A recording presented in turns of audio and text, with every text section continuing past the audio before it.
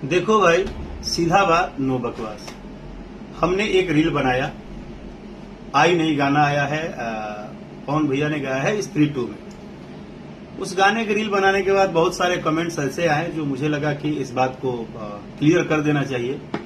पहली बात यह है कि चाहे वो भोजपुरी का कोई भी स्टार, सुपरस्टार, आज खुद कोई नया गाना गाने वाला कलाकार हो, अगर सबका देखा जाए तो सबकी, जितने भी लोग हैं, सबकी उपलब्धि एक ही है, भाषा भोजपुरी।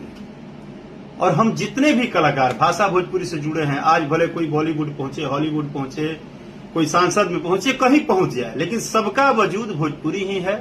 और मुझे लगता है कि जब भी हमारा भाषा नेशनल, इंटरनेशनल लेवल पे जो नाम कमा रहा है भाषा भोजपुरी, और जब भी हमारा भाषा भोजपुरी कुछ भी नया करे, तो उस समय हमें ये बात भूल जाना चाहिए कि कौन किसके लिए रील बनाया है, नहीं बनाया है, काम किया है, नहीं किया है, सपोर्ट किया है, नहीं किया है, क्योंकि उस समय हम सिर्फ अपने भाषा भोजपुरी को ऊंचाई पर जाते हुए देखते हैं।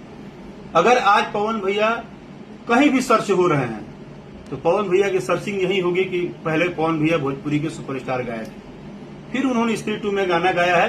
तो ये हम सबके लिए गर्व की बात है, आपके लिए भी गर्व की बात है। और इससे पहले भी मनोज भैया ने गाया है। आज जो मनोज भैया रास्ता बनाए, आज ठीक है वो सांसद हो गए,